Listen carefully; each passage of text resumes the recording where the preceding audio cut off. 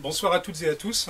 Merci d'être venus ce soir pour rencontrer et écouter Anthony Phelps. Donc, je vais laisser tout à l'heure Yves Chemla présenter Anthony Phelps pour ceux qui ne le connaîtraient pas déjà. Je vais simplement dire donc, par la force des choses et par le plaisir de ces rencontres, il semble qu'il y a une sorte de tradition qui se met en place chez Caribe, c'est de recevoir donc à chaque mois de septembre désormais un auteur haïtien, parce que l'an dernier on avait Lionel Trouillot qui a quasiment à cette date qui était là. Donc ça nous fait très plaisir parce que c'est une littérature, que plus on entre dans cette littérature, plus on l'apprécie. Elle a pas mal de spécificités, je pense qu'Yves Chemla en parlera beaucoup mieux que moi tout à l'heure, mais peut-être en quelques questions, ça viendra, ce qui fait tout un caractère assez particulier. Là, ce soir, on va surtout, mais pas seulement, parler donc, des Fleurs pour les héros, la réédition donc, du premier roman d'Anthony Phelps, qui datait de 1973. Et cette réédition, on la doit donc au Temps des Cerises, donc Juliette Comlatour est là. Donc merci beaucoup parce que nous, toute la partie littérature du Temps des Cerises, comme je le disais tout à l'heure, moi je la découvre depuis relativement récemment et j'ai très honte, mais bon, avant j'avais les excuses de ne pas être libraire, maintenant c'est un peu fini. Et donc je tenais à saluer au passage ce travail assez fantastique que fait le Temps des Cerises pour aller effectivement trouver en fait des romans, des livres qui sont parfois un peu tombés dans l'oubli, alors qu'ils sont extraordinaires, plein d'actualité, plein de beauté et de folie. Et que donc c'est notamment grâce au Temps des Cerises qu'on a découvert ici Gouverneur de la Rosée, pour rester en Haïti, donc un livre également exceptionnel. Et donc voilà, donc quand on a appris donc, cette réédition donc, de ce roman qui était devenu totalement introuvable en fait, donc, se faisait, on a été très heureux de profiter de l'opportunité du passage d'Anthony Phelps en France pour le recevoir ce soir. Et donc je vais laisser Yves Chemla nous en dire plus finalement sur qui est Anthony Phelps et la place qu'il tient en fait dans la poésie et dans la littérature haïtienne. Quelle tâche redoutable. N'est-ce pas ? Merci. Oui, je vais m'asseoir. Je dirais d'abord que c'est délicat de présenter Anthony dans la mesure où il y a une carrière longue. Je ne ferai pas comme ça s'est produit samedi soir. Je ne donnerai pas l'année de naissance d'Anthony. C'est un secret d'État. On va le garder comme un secret d'État. Mais il y a effectivement une longue carrière et qui touche à plusieurs... Et sur Internet, je ne veux pas être méchant. Voilà. Et qui touche à en fait, plusieurs moments. Il y a le moment dans les années 60 avec Haïti littéraire. Il y a... toute la partie ou toute la période québécoise, montréalaise, et notamment tout le travail réalisé avec les poètes québécois. Enfin, ils n'étaient pas tout à fait québécois encore à ce moment-là. C'était des Canadiens français. C'était des Canadiens français, effectivement. Attends, je fais une petite pause. Vas-y. Quand ils ont décidé de s'appeler Québécois, vous savez ce qui est arrivé? Les autres qui s'appelaient Canadiens français sont devenus des gens à préfixe. C'était des franco-manitobains, franco, etc. Ouais, le diable se glisse toujours dans ce type de détails. Dans ce type de détails. Il y a eu tout le travail avec le Perchoir d'Haïti, il y a l'amitié de ce groupe de poètes, il y a l'amitié avec Émile Olivier, qui est un personnage, un écrivain qui a beaucoup compté. Et puis il y a... toutes les éditions qui se sont succédées, tout le travail qui a été réalisé sur les disques, je pense à ce moment important qu'a été Pierrot le Noir, par exemple, et puis Mon pays que voici, qui est là, hein, qui est le texte que tout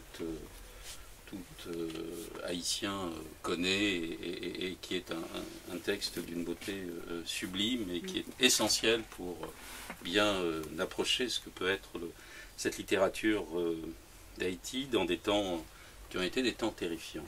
Et alors justement, c'est tant terrifiant, Anthony, tu as été le premier à le raconter sous la forme d'un roman, et un roman qui portait un autre titre, et dont j'avais trouvé un exemplaire chez un bouquiniste sur les quais de Seine, il faut quand même le faire.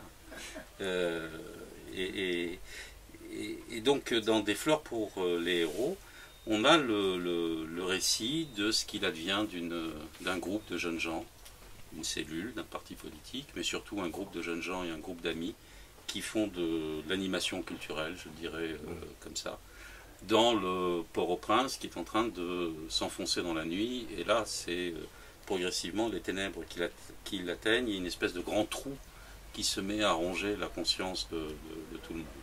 Et donc on a appris que, d'une certaine façon, la suite allait paraître chez le même éditeur. Pas la suite, mais le deuxième volet de cette histoire, qui est un texte tout aussi impressionnant à mon sens. Et ben la première question sera une question toute bête. Qu'est-ce qui a déclenché pour toi le désir d'écrire Moins l'infini, Des fleurs pour les héros? Moins l'infini, c'est un besoin d'exorcisme. Je voulais me nettoyer de tout ce que j'avais vécu sous la dictature de François Duvalier, les tontons Macoute, etc.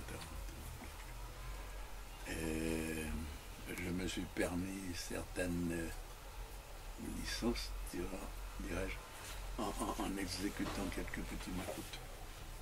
Mais seulement sur papier. Seulement sur papier, c'est ça, on a compris.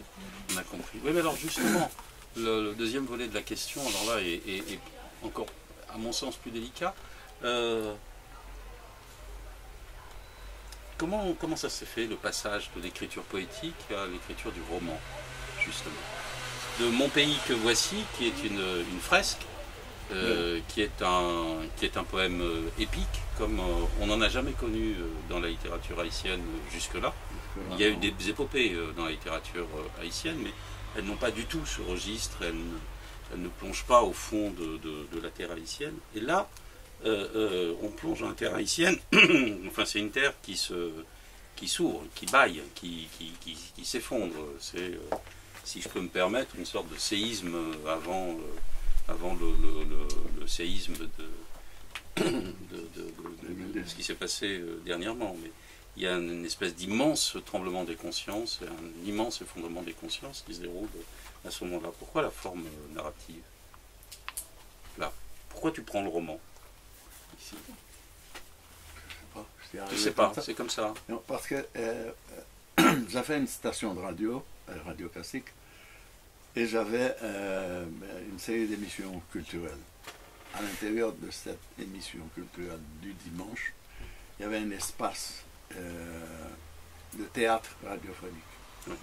Et à partir de ça, je me suis mis à écrire pour l'oreille.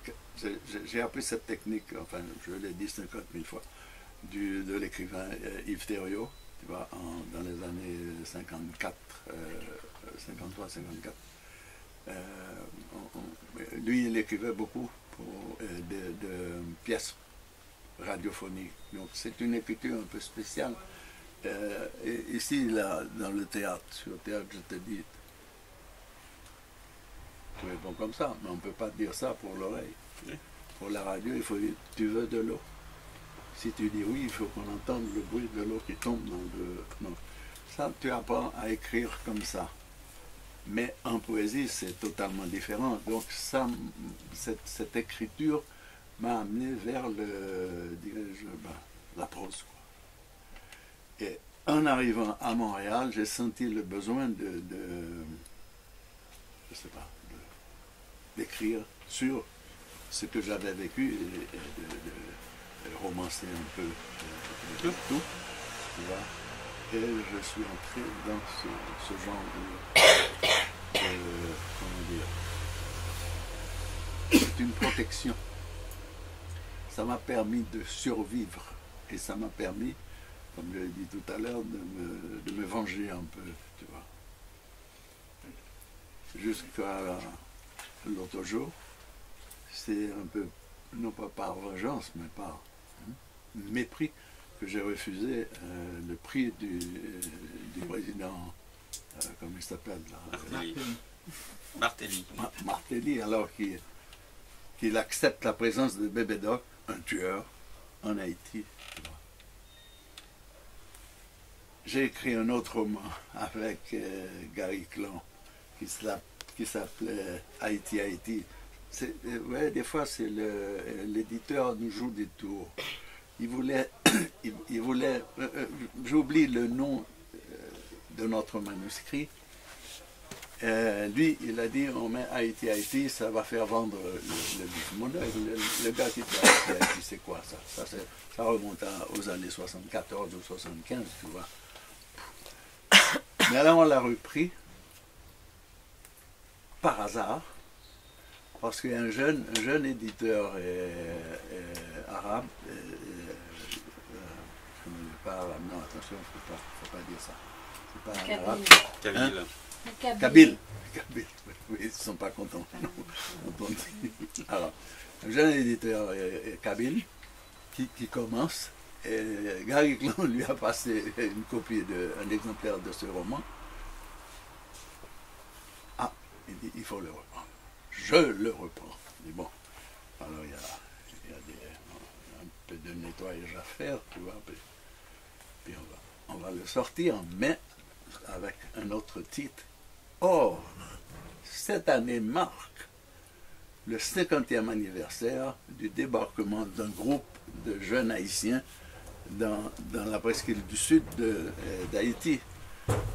Bavadoc a envoyé ses miliciens, ils les ont tous massacrés, et puis c'était deux, un noir et un mulâtre. Les deux ont été fusillés au cimetière en présence des élèves des écoles. Des élèves des écoles. C'est vraiment terrible. Mais Duvalier a fait massacrer 4 ou 5 familles mulâtres de Jérémie, dont il y a seulement une famille qui avait un membre dans le groupe. Les autres, non. Mais il les a fait, ça c'était le racisme noiriste anti-mulâtre. Mais ça a été quelque chose d'effroyable. Mais c'est arrivé par hasard, 50 ans après. Il y a depuis quelques jours, enfin depuis quelques semaines, il y a toute une mobilisation en Haïti autour de ça. Et nous étions en train de corriger, d'améliorer le manuscrit. Ça va sortir bientôt, d'ici un mois. Ouais. Mais alors, justement, cette écriture qui est une écriture de l'exorcisme et une écriture de la prise de distance, c'est pas non plus une écriture de témoignage, c'est autre chose qui se passe. C'est pas seulement du témoignage, c'est pas seulement l'expression d'une colère ou l'expression d'une mise à distance. Là où je veux en venir, c'est que c'est un objet esthétique, de toute façon. C'est un roman. On n'a pas écrit n'importe comment. Bah oui. Mais non. J'imagine bien. Et y compris pour des fleurs pour les héros. Ouais. Alors la question c'est de savoir comment toi tu te positionnes par rapport à cet aspect-là. C'est une question qui a l'air anodine comme ça, mais la question de la représentation du mal pour un lecteur parce que le lecteur de Moins l'Infini était un lecteur français au départ. Ça a été publié en France. Et comment toi tu te situes avec cette représentation du mal pendant que le mal il continue à se faire en Haïti?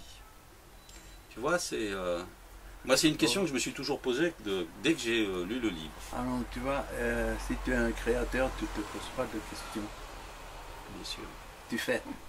Bien sûr. C'est ce que tu fais qui va être une réponse. Et ce que tu fais peut représenter en même temps une question pour toi.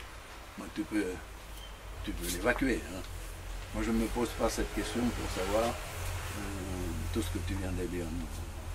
J'écris ça, puis c'est fini. C'est pour évacuer quelque chose, c'est pour... c'est ça, c'est ma façon à moi de me venger, peut-être. Non, c'est pas le mot. C'est pas de la vengeance. On ne se venge pas, non. C'est pas de la vengeance. Non, c'est pas de la vengeance, non. C'est un témoignage. La vengeance, c'est Mère Solitude. Voilà. C'est la fille qui abat le flic dans son lit. Donc là, on est effectivement dans une figure de vengeance. La vengeance, c'est Compère Général Soleil. Dans Compère Général Soleil, il y a la première représentation d'un Américain battu par un Haïtien, qui se fait casser la figure par un Haïtien. C'est la première fois dans un roman haïtien qu'il y a un GI qui se fait casser la figure. Donc là, on voit bien qu'il y a quelque chose que Jacques-Stéphane Alexis marque un coup. Là, justement, là, on n'est pas précisément dans la vengeance. On est quand même dans un constat de l'effondrement d'une conscience après la mort de la compagne. Je rappelle juste pour ceux qui ne l'auraient pas en tête, quand on mentionne les États-Unis, c'est que Haïti a été occupé en fait pendant près de 25 ans par les États-Unis dans les années 20 et 30. Donc bien avant les choses qu'on connaît de relativement contemporaines. Tout à fait. Et c'est quelque chose d'extrêmement fort dans la culture politique et littéraire haïtienne. L'occupation américaine, ça a un sens. Quoi. Donc là, il se passe quelque chose qui a un constat. Le roman, il est particulièrement fort parce que tu fais le constat que quelque chose s'est enfui d'Haïti, est parti. Et qui est-ce qui est parti? Je ne saisis pas tellement. Le personnage, d'accord, qui est dans sa maison, il y a un trou qui s'ouvre, qui s'agrandit. Ah non, lui, il va mourir. Voilà. Il va mourir, c'est clair. C'est-à-dire que l'auteur crée ce personnage qui devient fou. Il devient fou. Et à cause de la situation. C'est pas seulement la situation politique, mais à cause de cette brutalité de Tonton Macoute, tu vois, et de son incapacité à lui à résister à cette force de l'obscurantisme, tu vois. Autour de lui, il y en a qui partent. Mais lui, il ne peut pas partir pour plusieurs raisons, etc. Donc il s'invente un trou dans son appartement et tout se passe dedans. Il met des choses dans le trou, finalement. Il va se jeter dans le trou. Tout ça, ça se passe dans sa tête. Mais dans la réalité, c'est presque un suicide. Tu vois. Mais, parce que sinon, comment ça passait par Marco, je ne sais plus son nom, c'est Marco, non, tu as ce personnage qui ne peut plus rien faire contre la dictature de François Duvalier. Alors c'est quoi son utilité? Il faut qu'il disparaisse. L'auteur est pris avec ce personnage. Il dit, mais de la seule façon, je ne vais pas lui mettre un canon d'un pistolet dans la bouche, non. Pour faire ça de manière un peu élégante. Tu vois. Les livres qui tombent dans le trou, tout ça, tout tombe dans le trou. Les tableaux, les toiles.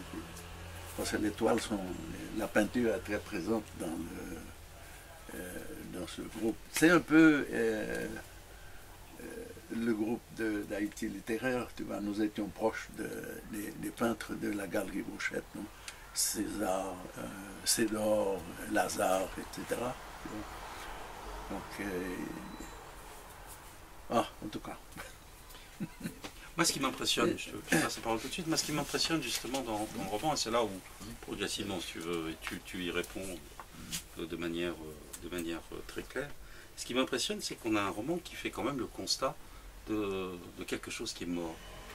C'est pas du tout une évidence d'un pays qui est atteint d'une maladie terrifiante. Et je fais le lien entre ça et le fait que ce soit le seul roman de cette période qui raconte cette histoire.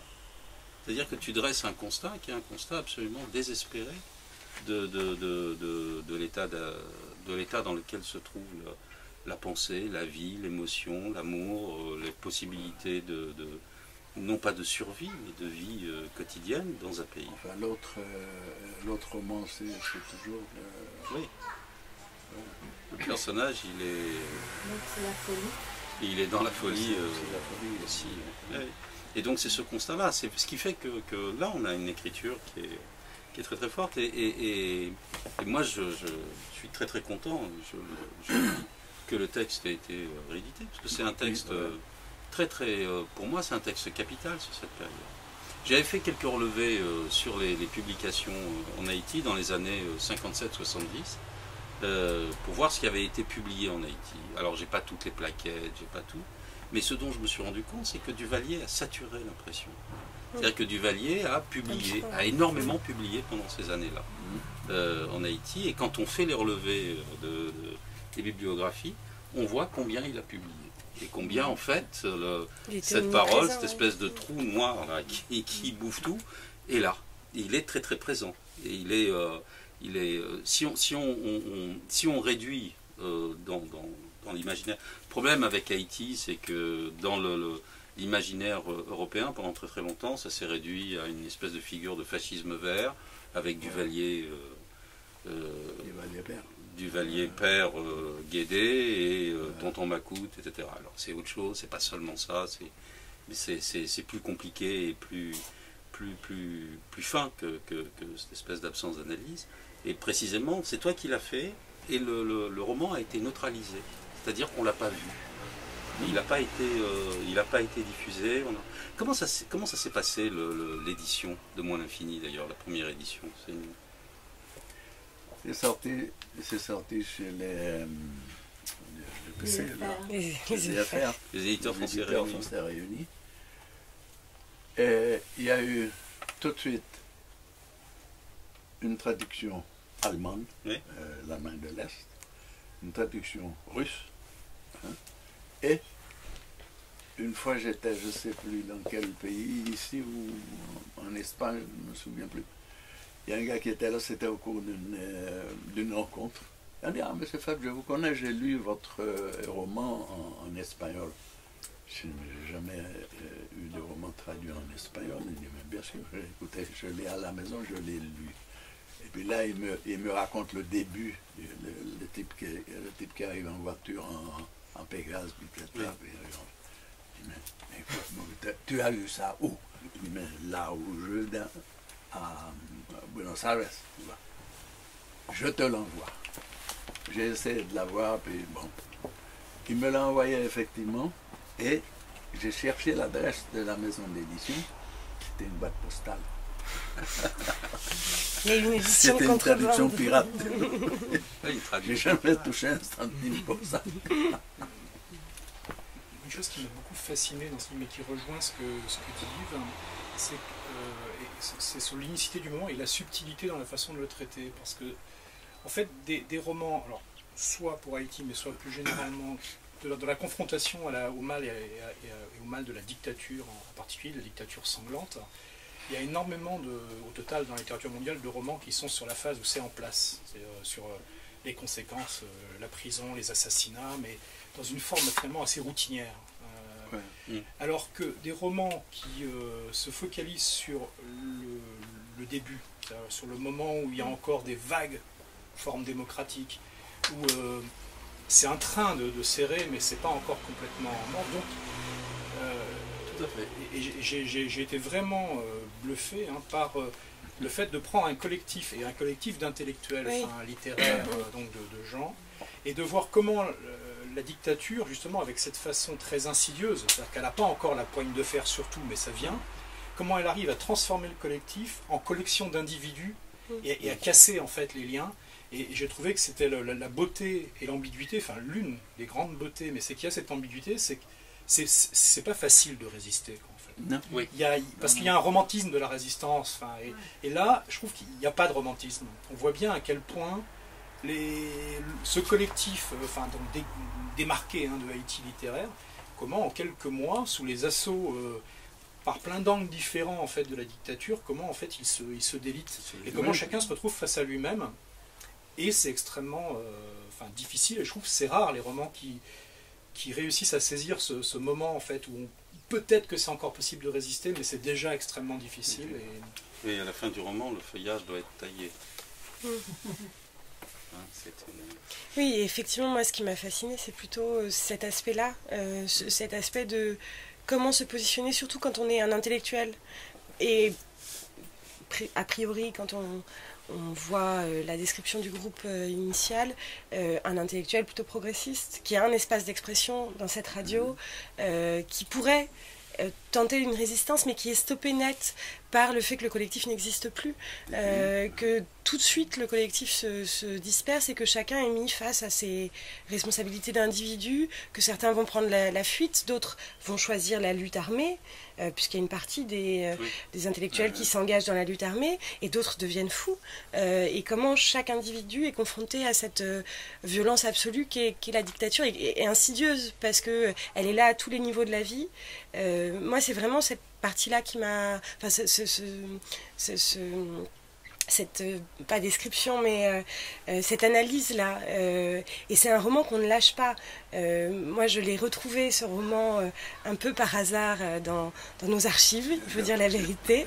Anthony l'avait proposé longtemps auparavant au temps des cerises, et quand je suis arrivée, j'ai fait le ménage, et j'ai retrouvé ce roman. Je ne l'ai pas lâché, je l'ai lu en 1 heure. Je ne l'ai pas lâché parce qu'on est pris dans la confrontation avec... on est Marco, on est vraiment... même si toi tu as voulu y mettre de la distance, nous on est vraiment plongé et on se fait absorber par ce trou. Parce que quelle est la réaction que nous... disons, intellectuels, entre guillemets, gens qui réfléchissons, qui avons un point de vue sur la dictature, comment est-ce qu'on réagit dans ces cas-là? Et quel est le... quelle est la position qu'on peut prendre? Quelle est l'attitude qu'on peut tenir quand sa femme se fait... bon, voilà. Il y a... Hein? Pardon? Moi je disais spoiler, oui, il ne faut pas tout raconter. C'est pour ça que je ne voulais pas intervenir. Je ne sais pas garder ma langue. Mais je trouve que c'est vraiment... On est aspiré. En fait, ce qui est très fort dans ce roman, c'est un roman qui n'a pas de chapitre. Il y a quelques petites interruptions dans le roman, mais il n'y a pas de chapitre, il y a quelques changements de décor. Et du début jusqu'à la fin, on met le pied dans le trou et on n'en ressort plus. Hein, on est vraiment aspiré par ce trou. Je trouve que c'est très fort. C'est vraiment... Dans la discussion avec Lionel Trouillot l'année dernière, il avait évoqué le fait justement que ce qui fait probablement un grand roman, c'est que quand bien même il prétend parler d'une situation historique précise, identifiée d'un moment, c'est justement ni un essai ni un documentaire historique, et que par l'art de la narration, enfin de l'écriture, il peut être transposé, il est instantanément, enfin il vient nous toucher. Enfin, je pense que tous les gens qui aiment ce roman et ceux qui l'aimeront n'ont pas vécu de situation qui se compare ou qui soit Haïti en 1963-1965. Enfin, mais au-delà de ça, il n'y a pas qu'un intérêt historique, il y a vraiment, je pense, cette espèce d'universalité, comme le disait Juliette à l'instant, de qu'est-ce que c'est de se retrouver face à quelque chose dont on sent, dont on sait, qu'on devine qui va vous écraser, et de pas vraiment savoir quoi faire, parce que les conditions en fait de résistance échappent, on n'arrive pas à les rassembler, quoi. Et ça, je pense que c'est quelque chose... Et puis que l'ennemi n'est pas suffisamment identifié, justement parce que la dictature n'est pas encore à ce moment-là suffisamment forte pour que la résistance soit efficace, je pense, d'une certaine manière. C'est qu'elle est à tous les niveaux sans être encore suffisamment violente pour... Enfin, moi, c'est ce que j'ai ressenti. Vraiment, c'est sur cette mise en place de la dictature, sur son côté de plus en plus insidieux, de plus en plus omniprésent. Insidieux, je sais pas, parce que ça devient de plus en plus violent, mais c'est pas... Oui. Insidieux au sens où ça gagne tous les niveaux de la vie, en fait, et où ça rentre... ça envahit en fait dans Mémoire au Colin-Maillard, qui est le prochain roman d'Anthony Phelps qu'on publiera, qui est aussi un roman qui a été écrit dans les années, tu connais peut-être mieux la date, à peu près dans les mêmes années, dans les années 70, qui a aussi connu une diffusion très faible. Là, on est vraiment dans cet univers où on ne sait pas à qui on a affaire, du début jusqu'à la fin. Hein. Où on ne sait pas d'où vient l'ennemi, finalement. Je crois que ça c'est le propre de l'écriture qui est alimentée et dans lequel il y a un flux poétique qui est là, qui est présent. Parce que précisément le texte n'est pas explicatif. Oui, bien sûr que non, oui. qu'Anthony a été très clair là-dessus. Le texte n'est pas explicatif. L'explication, c'est le lecteur qui la fabrique. Qui la fabrique, et à chaque nouvelle lecture, il y a une nouvelle détail, compréhension du texte, il y a c'est quelque chose sûr. qui se passe. Et je crois que c'est précisément la mise en forme de cette écriture et ce passage justement de l'épopée à quelque chose qui est la contre-épopée, complètement. Enfin, avec un anti-héros direct qui effectivement sombre dans la folie, mais l'anti-héros complet dans cette histoire, c'est Haïti soi-même, c'est-à-dire qu'on a l'autre versant. Et autant on a l'Haïti héroïque et qu'on ressasse sans arrêt. Hein. Il y a un lieu, un topos dans le roman écrit par des écrivains haïtiens. On revient toujours sur la place des héros de l'indépendance à Port-au-Prince, et on revient à la statue du Marron inconnu, et on revient, etc., à la statue de Dessalines, hein, dans 9 sur 10. Ils sont très présents. Et puis, quand même depuis quelques années, mais je crois qu'Anthony l'a fait un peu avant tout le monde, même nettement avant tout le monde, depuis quelques années, on remet en cause cet écran sur lequel est projetée une histoire qui est très très fantasmée. La véritable histoire d'Haïti, c'est sans doute avant 1804 et les 20 ans qui précèdent 1804. Ça, c'est une autre histoire. Mais là, très précisément, des fleurs pour les héros, mais pas des fleurs pour le reste d'Haïti. Enfin, c'est aussi un texte très sévère, ce roman. Un texte très sévère pour précisément ceux qui se cachent, qui ont peur, et qui finalement, sans se rendre compte, finissent par accepter, parce qu'ils ne peuvent pas en faire autrement. Enfin, c'est pas un moralisme cucu, mais il y a quand même quelque chose qui fait qu'il y a eu de l'acceptation. C'est dit, du renoncement.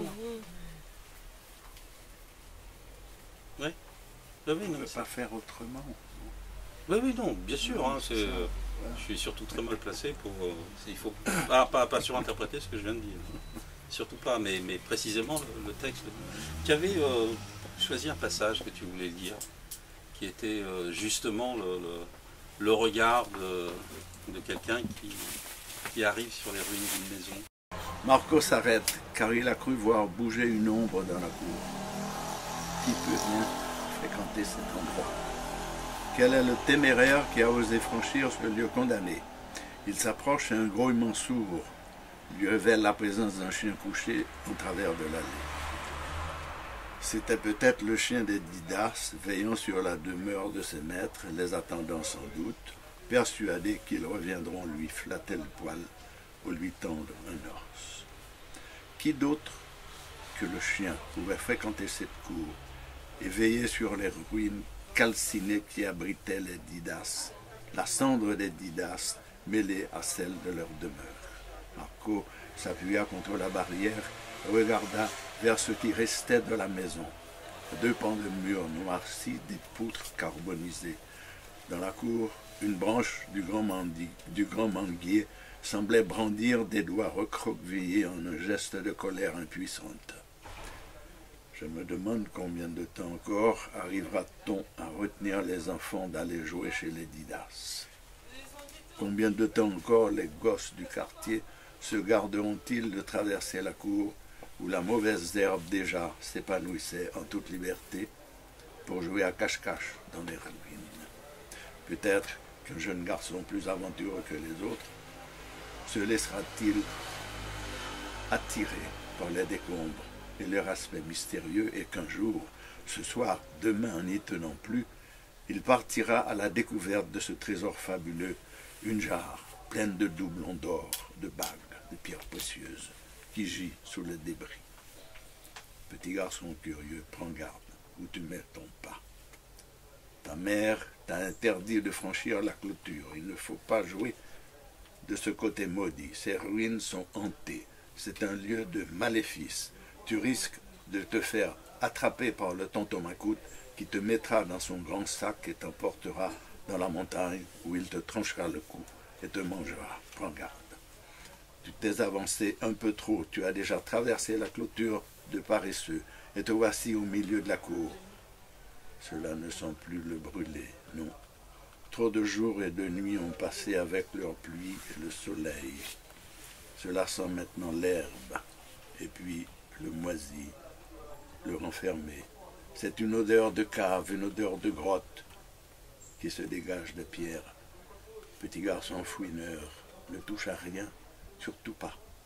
Tu dérangerais les âmes qui hantent ces lieux. Ne trouble pas leur repos quand la violence pourrait ressurgir du silence de ces ruines. Petit téméraire, voilà que tes pas font craquer les planches carbonisées et que tu franchis ce qui était le seuil du salon. Prends garde à l'esprit protégeant le trésor. Le gardien de la jarre est sûrement très féroce. Prends garde. Les os des Didas ne sont peut-être pas tous calcinés et tu risques fort de sauter sur un squelette noirci par la fumée et les cendres, ou sur un crâne dont les mâchoires. Tu veux finir ici, là, s'il te plaît. Ou sur un crâne dont les mâchoires te menacent d'un ricanement silencieux et terrifiant, ou des tibias et des fémurs qui se lèvent, se changent en gourdins qui te chassent. Le petit garçon prend peur et la panique lui donne des ailes. Il court à travers les ruines, saute par-dessus les poutres, bute contre des objets hétéroclites, s'empêtre dans des ressorts de lits tordus et rouillés, s'en défait par hasard et s'élance dans la cour comme une flèche, franchit la clôture de paresseux vers sa maison, vers la sécurité. « Maman, maman !» Le chien grogna de nouveau, mais cette fois il n'y avait rien d'hostile dans son grognement. C'était plutôt un cri plaintif. Avait-il reconnu en cette ombre appuyée contre la barrière un ami, un familier de la maison? Marco se demanda si l'animal se rappelait quelque chose du drame. Peut-être qu'une odeur de poudre et de fumée lui remettrait les événements en mémoire et qu'il prendrait la fuite tout aussitôt. Car il avait sûrement fui la selle. S'il était resté à l'intérieur avec ses maîtres, il ne serait pas couché ce soir en travers de l'allée. Il s'était réfugié dans le terrain vague, au bout de l'impasse, et de là avait dû suivre la progression de l'incendie. Terré sous la carcasse éventrée d'une des voitures qui encombraient les lieux, durant 24 heures, il n'avait pas bougé de sa cachette. La nuit suivante, cependant, il avait brusquement bondi de son refuge dans la rue, rasant les clôtures, et était revenu sur les lieux du drame. Plusieurs nuits de suite, il avait rôdé dans la cour, n'osant trop s'approcher des décombres, flairant à droite et à gauche à la recherche d'une piste qui lui permettait de se reconnaître, grattant ici et là à la poursuite d'une odeur familière, celle d'André Didas, de sa femme, de Gisèle, leur fille. Peut-être que, poussé par le picotement révélateur de ses narines, la faim le tenaillant, avait-il fouillé dans les amas de gravats et de cendres en quête d'un os. Non! Marco refusa de préciser sa pensée et chassa brutalement les images grotesques qu'elle suggérait. C'est absurde. Un chien n'est pas un rapace. Non, et celui des Didas s'était comporté comme les autres auraient fait dans son cas. Il était revenu sur les lieux, les oreilles basses, la queue entre les pattes, avait rôdé autour des décombres fumants, et, durant une semaine, toutes les nuits, il avait hurlé à la mort sous le grand manguier, à moitié carbonisé. Et tous les soirs, les nerfs des habitants du quartier étaient mis à rude épreuve par les aboiements lugubres du chien des Didas. C'était à qui trouverait le bon procédé pour le faire taire, pour mettre fin à ses hurlements. Certains pères de famille, qui pourtant dans la vie se conduisaient de façon moins naïve, dès que le chien commençait à hurler, se précipitaient sur leur pantoufle gauche et la retournaient contre le sol en récitant des mots cabalistiques. Ce genre d'exorcisme se révélait chaque fois inefficace, mais ils reprenaient tous les soirs leur manège, croyant dur comme fer en l'excellence du procédé. S'ils n'avaient pas réussi jusque-là à faire taire le chien, c'est que la savate utilisée n'était pas la bonne. Il fallait une pantoufle de cuir sans aucun clou. La main qui la saisissait devait être très propre. D'autres, plus pragmatiques, avaient opté pour les pierres, et c'est un feu nourri de cailloux de toute taille que le chien déclenchait dès qu'il se mettait à hurler. Cependant, la frayeur qui habitait les lanceurs de pierres déviait les tirs loin de la cible.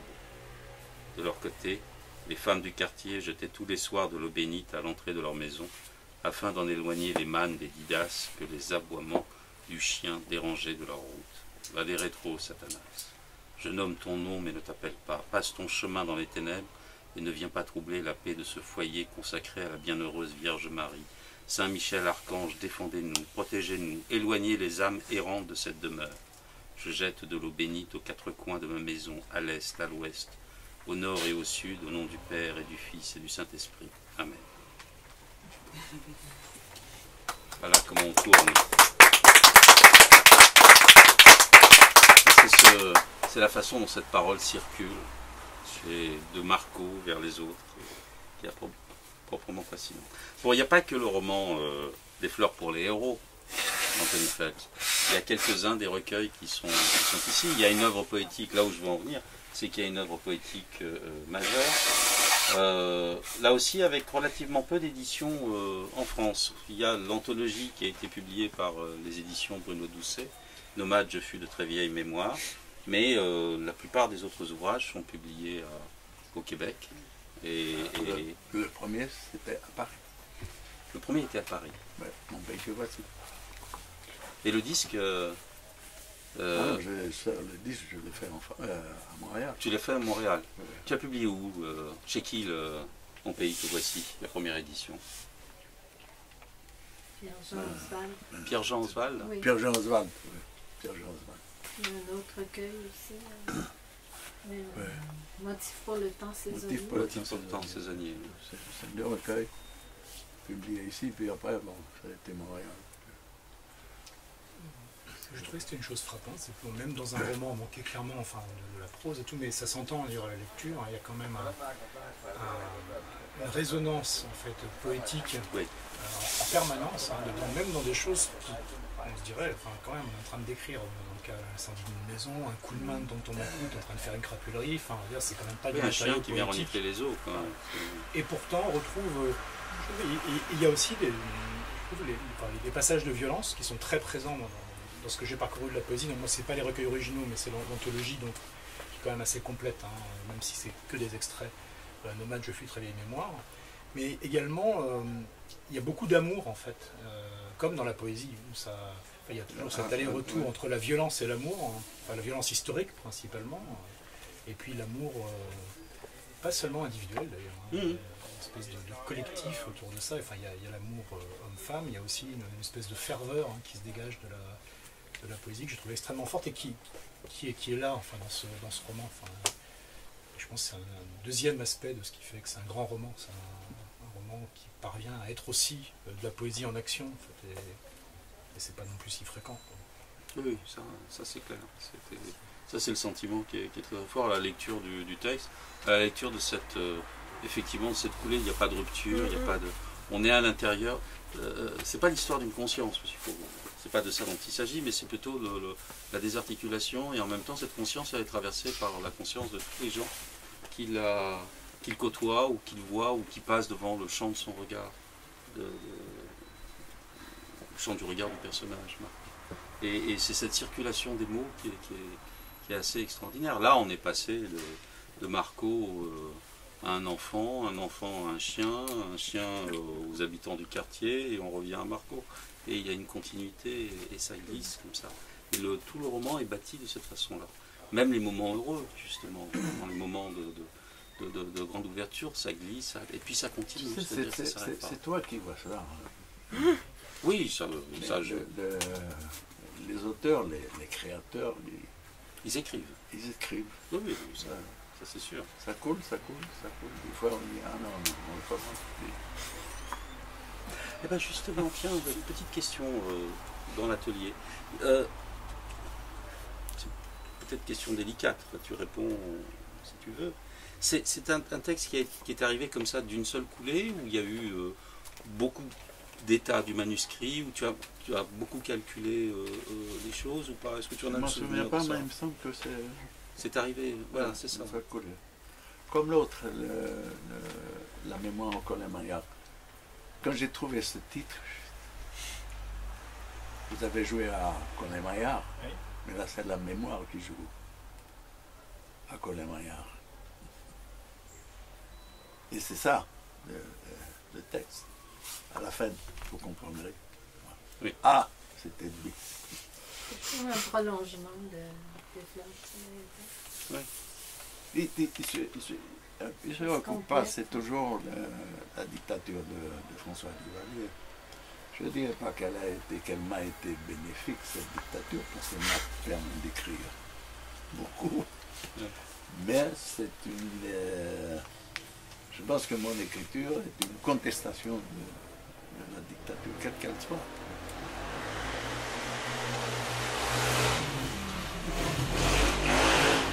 J'avais une question, mais qui est de la pure curiosité. En fait, assez tôt, en fait, vous avez entamé un assez gros effort, un assez gros travail pour justement enregistrer en fait la poésie, la vôtre ou celle d'autres poètes. C'est pas non plus si fréquent. Enfin, et j'ai l'impression que ça correspond dans la durée à un engagement, enfin, de mettre à disposition de l'oral, quoi, la parole. Ça revient encore une fois à Haïti littéraire et à Radio Classique, qui était le point de chute des 5 poètes.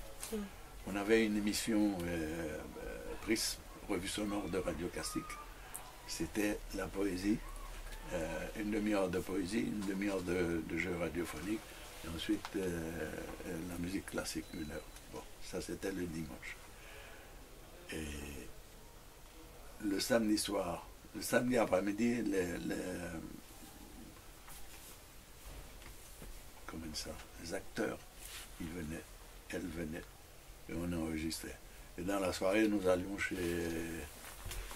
à Galerie Brochette, à Carrefour, où, quand c'était devenu impossible, parce que les tontons Macoutes quadrillaient toute la région, tu vois, nous allions à la Lue chez Bernard Roy, qui allait devenir un bon ami, un peintre haïtien, tu vois, puis, qui allait devenir un ami du groupe. Bon, ça s'est éclaté, puis... Mais tu as été le premier à mettre sur disque. Ah oui, donc à partir de mon expérience à Radio Classique, j'ai fait un enregistrement de Mon pays que voici. Il était déjà écrit quand j'ai quitté Haïti. J'ai fait un enregistrement que j'ai passé lors d'une émission de Prisme, Revue sonore. J'étais à la maison, j'écoutais ça, je dis merde, est-ce que les tontons Macoutes ne vont pas faire une descente? Parce que non, parce qu'il y a toute la partie concernant les François Duvalier. Il est venu le temps de se parler par signe, tu vois. Qu'est-ce que ça veut dire, tu vois? C'était sous François Duvalier. Un geste de la main dit plus long qu'un discours, etc., etc., tu vois. Bon, c'est passé comme ça. Une fois arrivé à Montréal, j'ai passé le disque au cours d'une rencontre d'intellectuels haïtiens, et il y a deux médecins. C'est moi que c'est 2 médecins, oui. Qui m'ont dit, mais Anthony, on ne peut pas mettre ça sur le disque. Je vais me renseigner. Je me suis renseigné, c'était pas fait.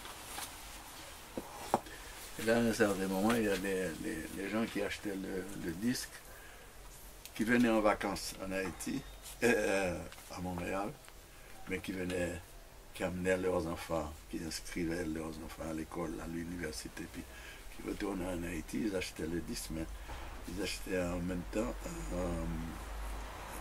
dans une autre maison, un album de cha-cha-cha ou de mambo, ils mettaient le disque Mon pays que voici dans le machin de mambo. Donc, quand ils arrivaient en Haïti, c'est cha-cha-cha, oui, passé. Mais si c'était Mon pays que voici, attaque. Ils ont trouvé des moyens. Mais faire les disques a été pour moi une excellente idée, parce que les gens lisent seuls, je dirais difficilement. Tu as un recueil de poèmes, tu vas le lire. Ouais, il faut être, non pas poète, mais vraiment aimer la poésie pour... Ouais. Mais un disque, c'est beaucoup plus facile à entendre, surtout qu'on peut le faire en buvant un verre de vin. Entre amis, on peut l'arrêter, recommencer, puis... Et puis, Et mon véhicule voici a été mis tout de suite sur cassette parce que les gars en Haïti qui avaient les voitures, ils mettaient la cassette, ils conduisaient en écoutant mon véhicule voici. Ça je l'ai dit après. Je l'ai appris par la suite, tu vois.